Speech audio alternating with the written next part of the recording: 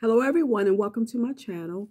Welcome to this Relationship Thursday, where we've just finished a series, and now I'm just continue to do topics that comes up. Okay, so basically today we'll be talking about 7 threats to my husband. 7 threats to my blessings, my happiness, when the Lord blesses me with my money and my man. So, if that sounds like something interesting to you, then please stay along, okay? And so stay along long enough so you can get the last thing. So, stay along. So my name is Sheila Rollins, and I am the founder of H.U.L.A Ministries, Entertainment and Associates, Inc. And on this YouTube, we are Overcomers Anonymous, where we support anyone designed to overcome anything. We do it with Jesus Christ being our higher power, and also what he's accomplished for us on the cross.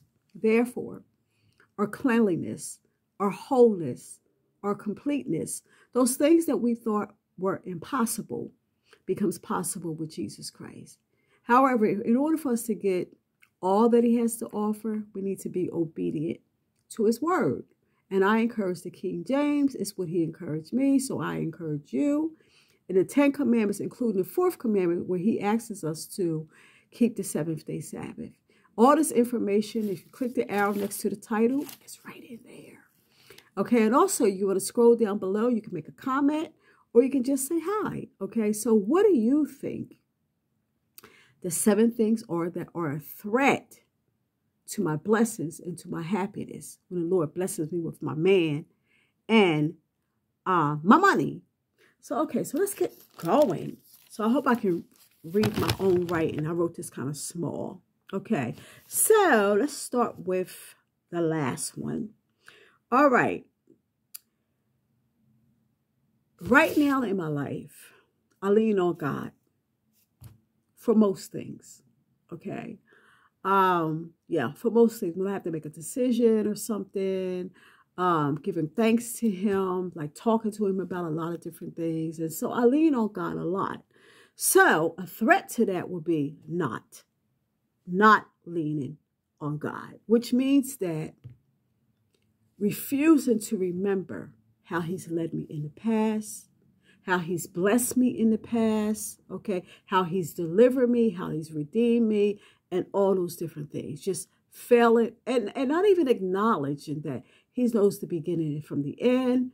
You know, he's the Alpha and Omega, and he knows how things is going to end.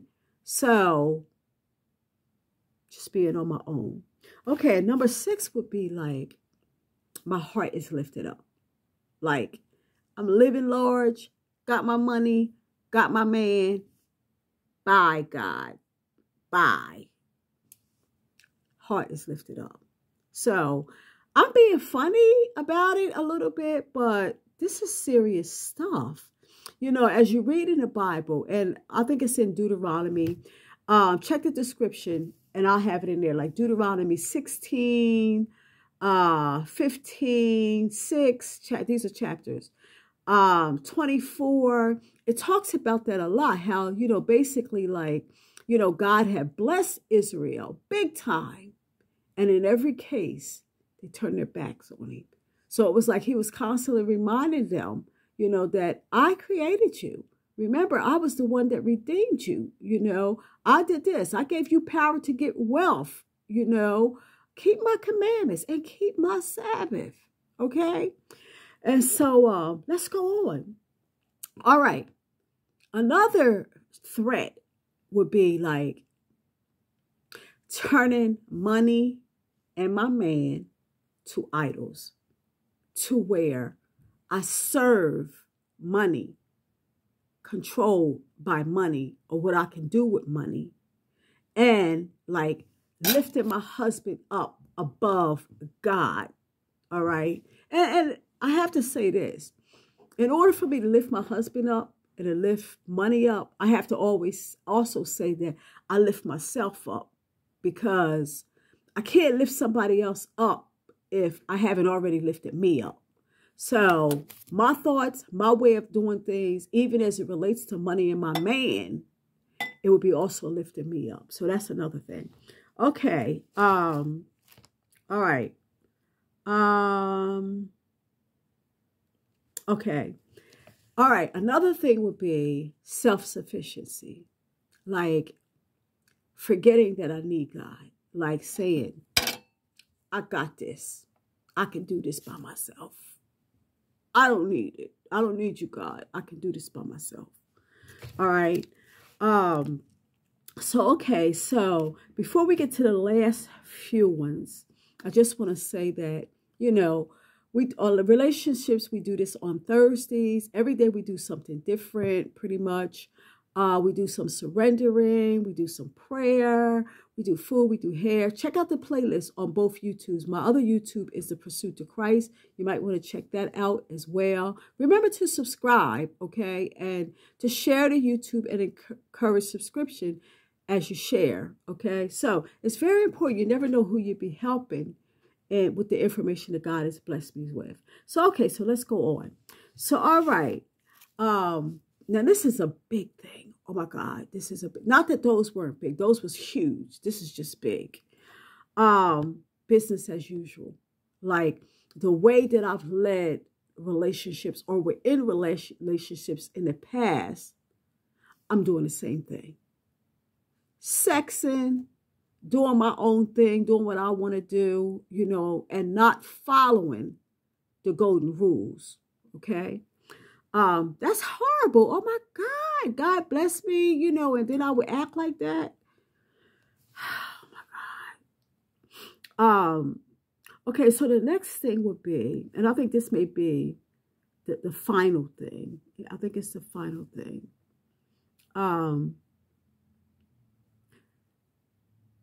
Leaving God. I know that when I got married, I mean, of course, when I got married, I was 20, I think I was 23 years old.